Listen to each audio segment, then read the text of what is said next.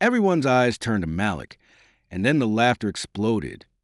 Malik, a bright but shy student, froze as the teacher asked a tough question. His mind went blank. Sweat dripped down his forehead, and his hands trembled. The classroom erupted with laughter, whispers, and pointing fingers.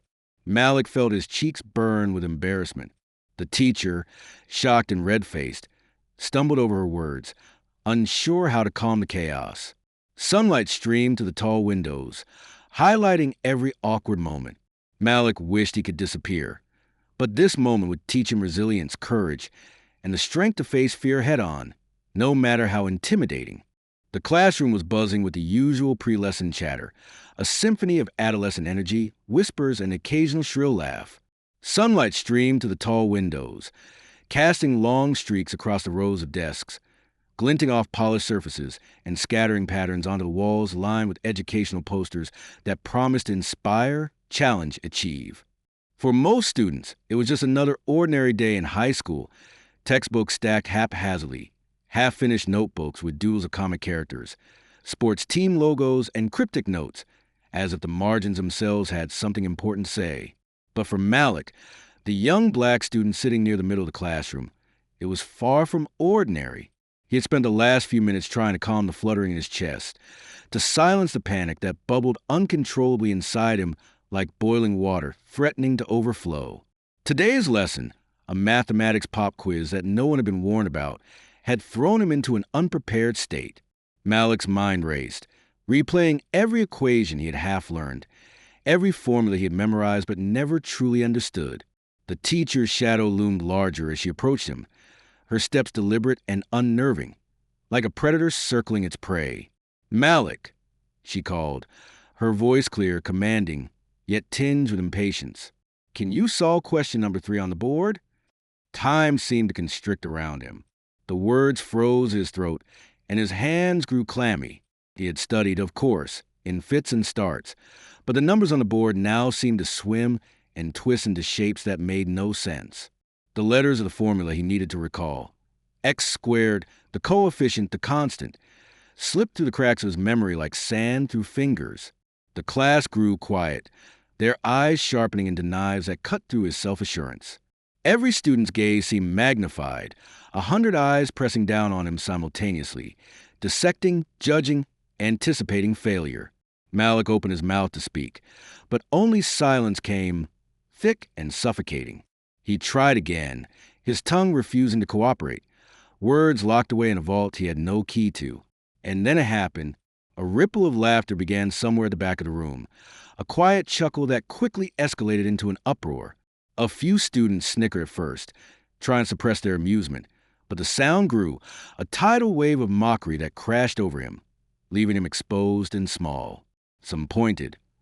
Others covered their mouths to hide their glee, but the laughter only intensified, feeding off itself, spiraling into chaos. Malik's heart hammered, his ears ringing, his vision narrowing as though the world had compressed into a tunnel where only humiliation existed. The teacher, too, felt the tension. Her face, initially set in expectation, turned red, not with anger but with the shock of losing control. She had not anticipated such a public spectacle. Her authority undermined in mere seconds by the collective amusement of a room full of teenagers. Malik's mind reeled as he tried to make sense of what had just happened.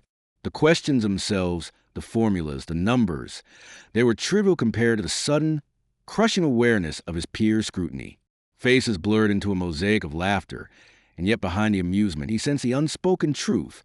For many in the room, this was validation, a reminder that mistakes were public property, that embarrassment was an offering they were willing to consume.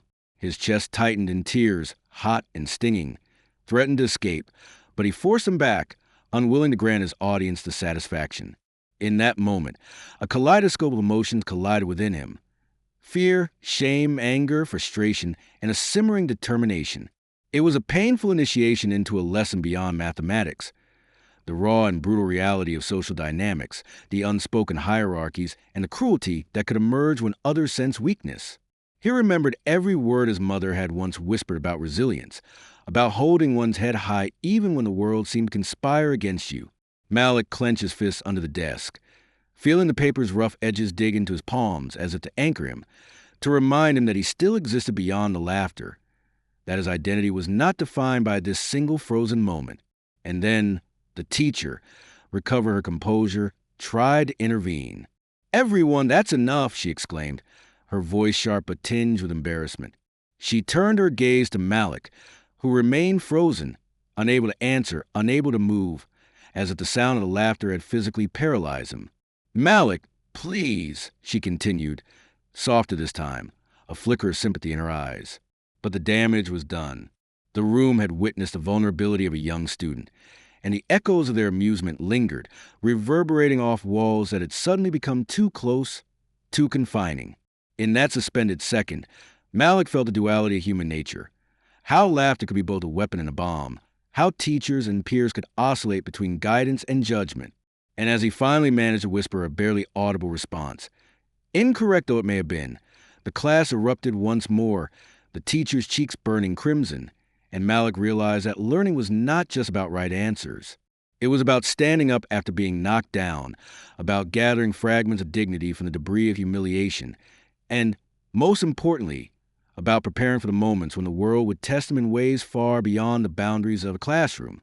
The classroom gradually returned to a semblance of order, though the echoes of laughter still lingered like a stubborn fog, clinging to the corners of the room and the edges of Malik's consciousness. Students shifted in their seats, whispering among themselves, exchanging glances that oscillated between mockery and curiosity. Some felt sympathy, others gleeful vindication, but Malik could barely register any of it. For him, the world had narrowed to the confines of his desk, the uneven surface beneath his trembling hands, and the thudding of his own heart, which seemed deafening in the aftermath of humiliation. The teacher attempted to resume the lesson, her voice firmer now, tinged with frustration and embarrassment. "All right, everyone, let's focus," she said, though her own composure faltered intermittently. The authority that had seemed so natural moments ago now felt brittle, exposed, almost fragile. She shot Malik a look of apology, a silent acknowledgement that he had become the unintended center of a storm she could not fully control. Malik wanted to shrink further into himself, to become invisible, but the gaze of his peers, the smirks, the barely concealed snickers, kept him tethered to reality, trapped in a bubble of acute self-consciousness. Malik tried to focus on the board, to anchor himself in something tangible, something he could control. Numbers and formulas blurred into an incomprehensible haze. His mind was no longer processing algebra. It was racing through a complex web of thoughts and emotions. He thought of his mother, of the quiet mornings before school when she would insist he be prepared, to study diligently, to anticipate challenges. Her voice was a lifeline now, a thread of comfort amidst the chaos. "It's not the mistake that defines you," she would say. "It's how you respond to it." But responding seemed impossible. He felt the weight of every eye on him, every chuckle, every whispered commentary. It was as if the walls themselves were judging him, silently cataloging his embarrassment.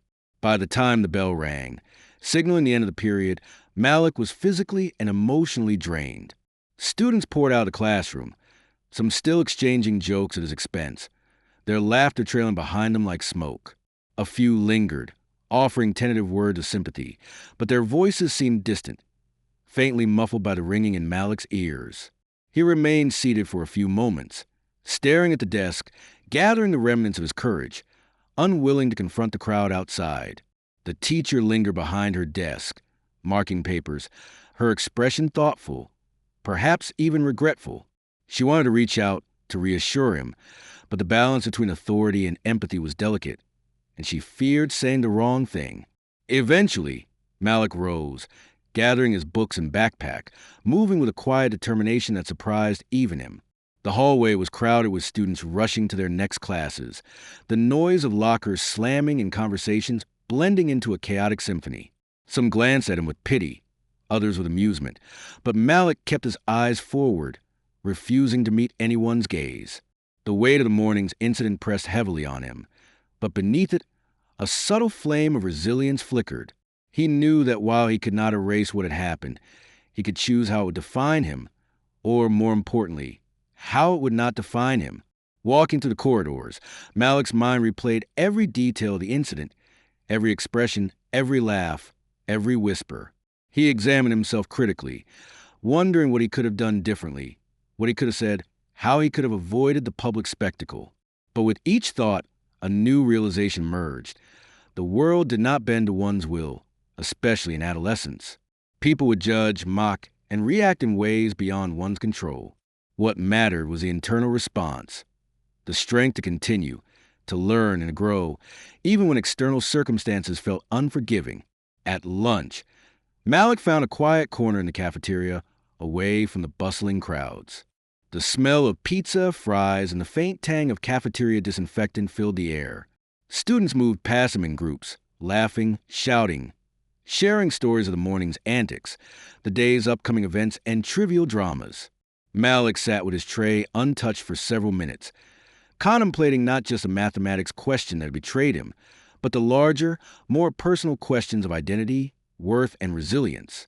He realized that humiliation, though painful, was temporary, a fleeting shadow that could pass if met with patience and inner strength. Yet, the incident gnawed at him relentlessly. He remembered the exact moment when his mind had gone blank, the sensation of every eye in the room sharpening into an invisible needle pressing against his confidence. The laughter, though fading, seemed to echo in his head, a constant reminder of vulnerability. And yet, amidst the discomfort, a seed of determination began to sprout. Malik vowed that he would not be caught off guard again. He would study harder, prepare better, and, most importantly, learn to manage the fear that had paralyzed him. The experience had been a harsh teacher, but perhaps the harshest lessons were the ones that left the deepest marks, the ones that shaped character as much as intellect. In the following days, Malik's demeanor shifted subtly. He participated more actively in class discussions, volunteered for problems on the board, and engaged with peers in ways he had previously avoided.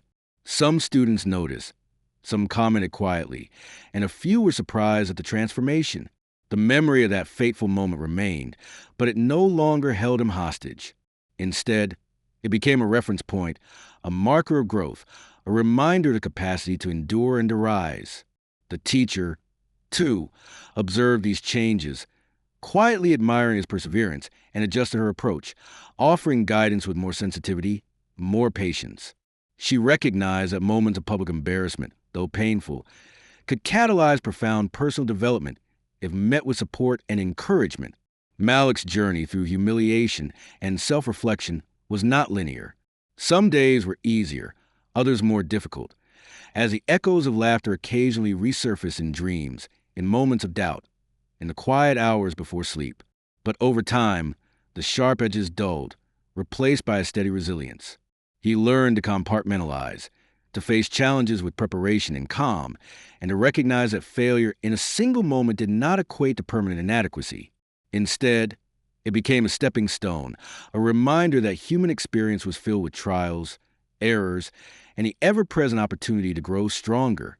By the end of the month, the incident in the classroom had become a story told in hushed tones, a memory shared with selective friends rather than a source of public mockery.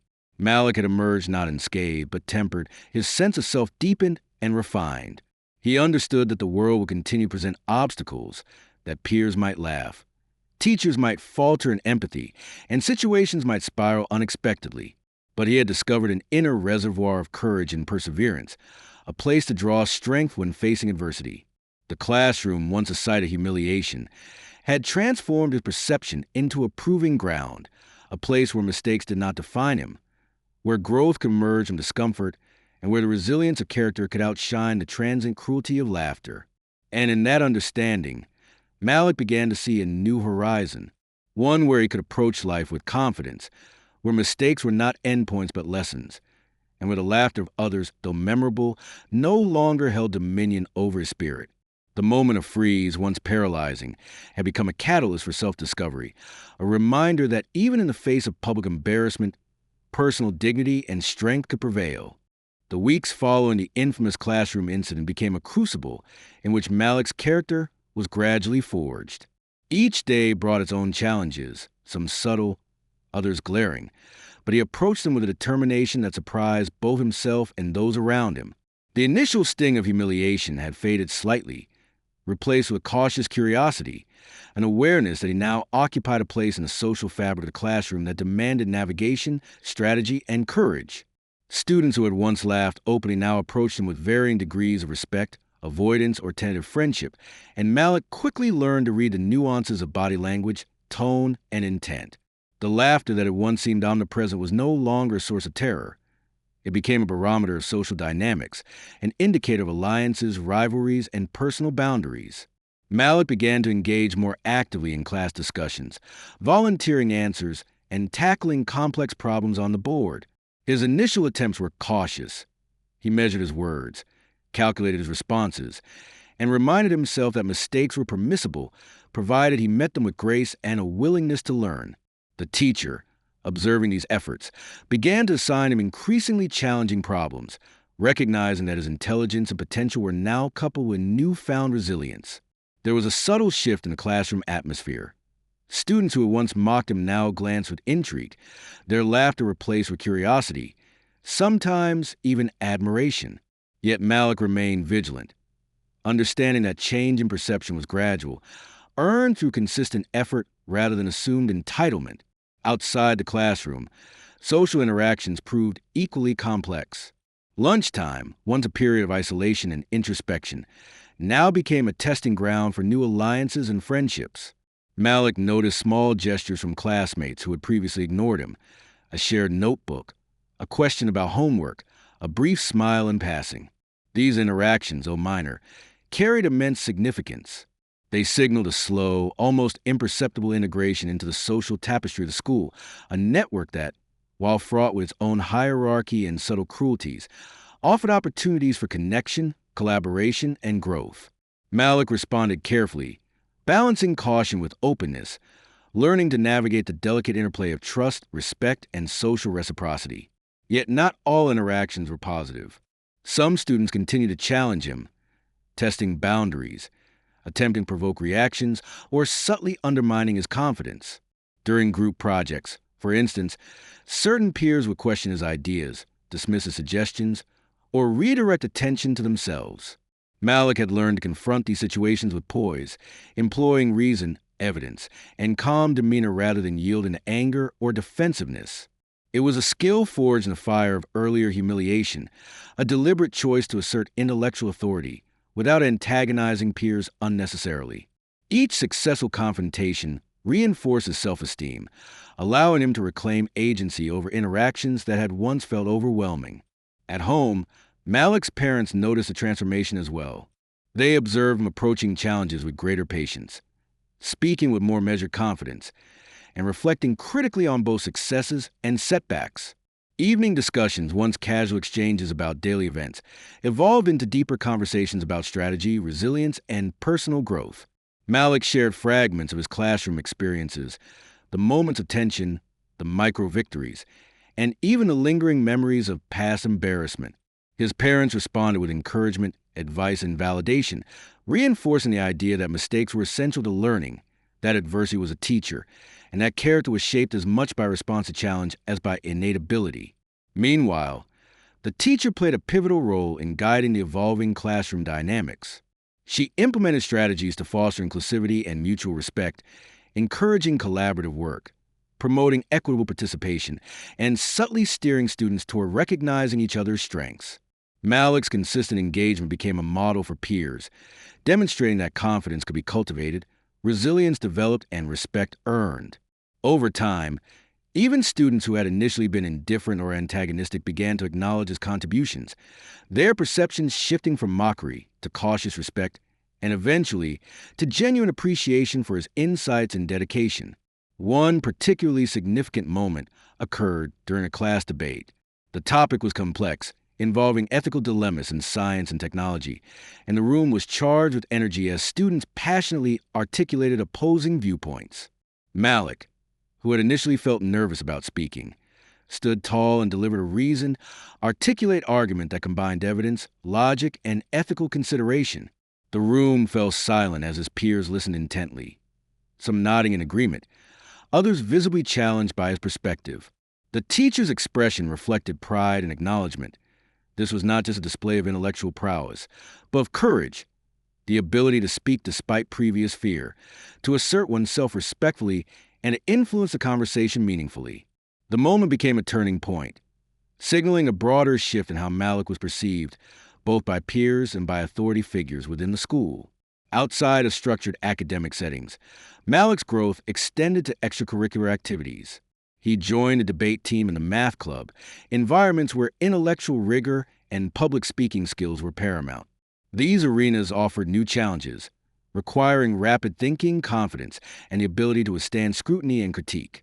Malik excelled, not by sheer talent alone, but through meticulous preparation, strategic engagement, and the resilience he had cultivated in the aftermath of public embarrassment. His successes, though incremental, reinforced a growing sense of self-efficacy, a recognition that effort and perseverance could overcome both internal fear and external judgment. Simultaneously, Malik began mentoring younger students who faced their own anxieties and social challenges. By sharing his experiences, he helped them navigate moments of fear, embarrassment, and self-doubt. These interactions deepened his empathy, enhancing his understanding of social dynamics and human psychology. He realized that the lessons he had learned, resilience, patience, courage, and strategic thinking, were not merely tools for personal survival, but gifts to be shared, capable of empowering others and fostering a more compassionate, understanding community. Through these experiences, Malik's identity evolved. The incident that had once seemed catastrophic transformed into a foundational memory, a crucible from which strength, insight, and character emerged. He understood now that public humiliation, while painful, was not an endpoint. It was a catalyst, a test of inner resources, and an opportunity for profound personal development. Each day, each interaction, each challenge became a stepping stone, reinforcing the principles of self-respect, integrity, and perseverance. By the end of the term, the classroom itself had shifted. The collective behavior of students reflected a more balanced, respectful environment, tempered by the lessons learned from shared experiences, guided by an observant and empathetic teacher. Malik's role within this ecosystem had grown from vulnerability to quiet authority, his presence a reminder that resilience could reshape social perception, and that character was revealed not in moments of ease, but in the crucible of challenge. In reflection, Malik recognized the journey he had undertaken. From a single moment of freeze to weeks of introspection, engagement, and confrontation with social dynamics, he had navigated fear, judgment, and the unpredictable currents of adolescent society. He had transformed humiliation into learning, isolation into connection, and fear into strategic courage. And while the road ahead would undoubtedly present new trials, Malik now possessed the tools, insight, and inner fortitude to confront them with confidence, resilience, and grace. The final weeks of the school term arrived like a quiet storm, a mixture of anticipation, exhaustion, and reflection. The classroom that had once been the theater of Malik's humiliation now felt almost like a proving ground, a space where lessons extended far beyond textbooks and blackboards.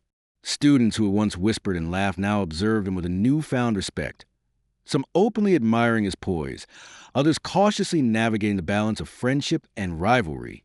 The teacher, too, had refined her approach, blending discipline with empathy, guidance with autonomy.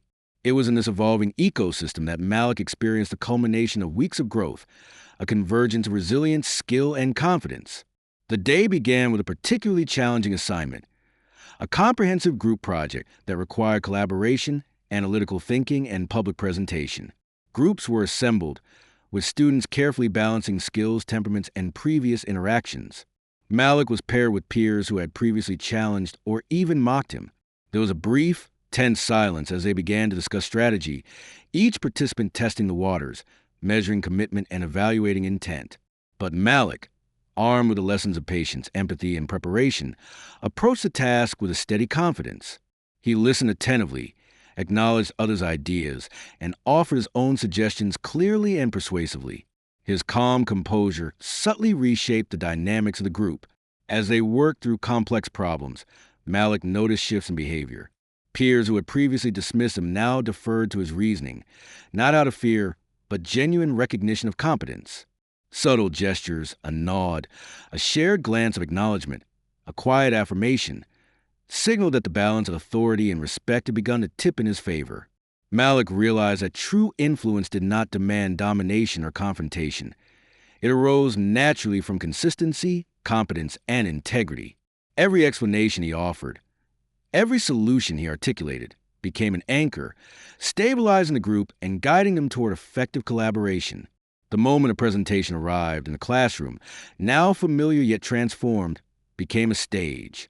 Malik's group took their positions at the front, projecting confidence and clarity.